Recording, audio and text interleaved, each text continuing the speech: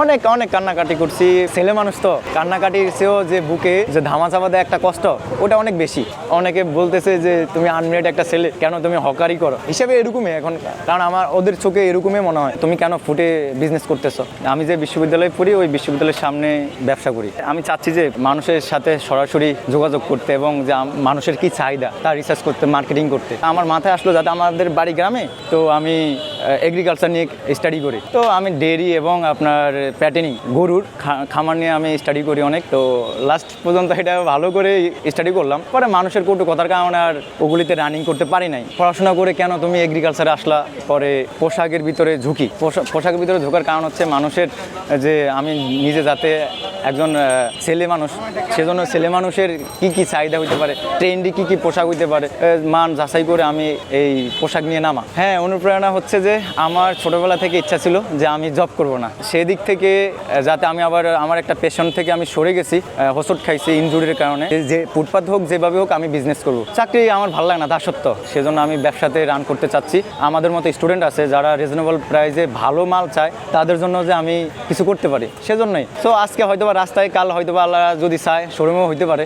শুরুতে সবচেয়ে বড় চ্যালেঞ্জিং হচ্ছে যে ভাই এখানে চাইলে কেউ ব্যবসা দিতে পারে না। আমি 2 মান্থের মতো ঘোরাঘুরি করছি রাস্তায়, এদিক মার্কেটিংয়ের জন্য, দেন হচ্ছে আবার প্রোডাক্ট রিসার্চিং, কোন প্রোডাক্ট নিয়ে নামবো।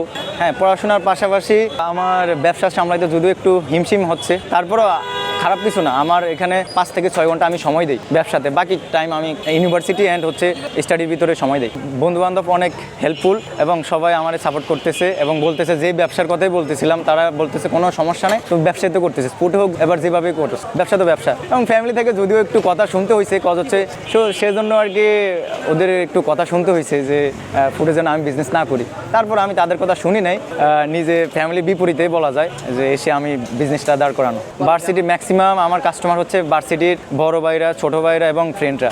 আমি যে রাতে আমি ফার্স্ট সেল করি ওই রাতে আমি ঘুমাইতে পারি না, সারা রাত আমার মানে বিজনেস নিয়ে মানে আমার মাথা ছাড়া দিয়ে উঠছিল যে আসলে এই যে বিজনেস একটা প্রোডাক্ট আমি যদি 50 টাকা রেভিনিউ করি তাও আমার ভালো লাগতেছিল যে 8-10টা, প্রথম দিন আমি 8টা সেল করি, 8টা সেল করে প্রায় 400 টাকার মতো ছিল আমার প্রফিট। ওইটা আমার কাছে অনেক বেশি ছিল, শর্ট টাইমের ভিতরে আমি ভালো একটা রেভিনিউ আয় করতে পারছি। হ্যাঁ, তখন অনুভূতি তো বলার মতো ছিল না ভাই, আমি খুশিতে মানে আত্মহারা।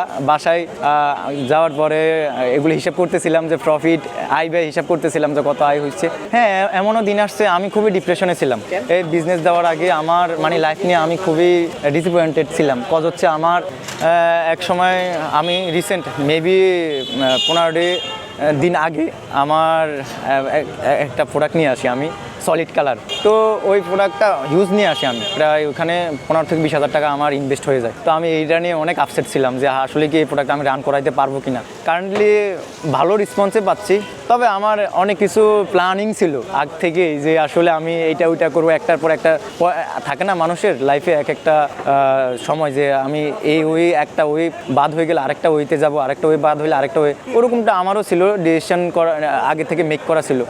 বাই দ্য ওয়ে পরে আমার হোঁচট খাওয়ার পরে এইদিক ওইদিক মানুষ তো অবশ্যই সবাই সফল হওয়ার আগ অবধি সবাই সমালোচনা করবে, এটা স্বাভাবিক বিষয়। তো আমি এগুলি নিয়ে অতটা নিই না, মাথায় নিই না, কজ হচ্ছে আমার বিজনেসে দিন শেষে ফোকাস দিতে হবে এবং আমার দিন শেষে সাকসেস হতে হবে।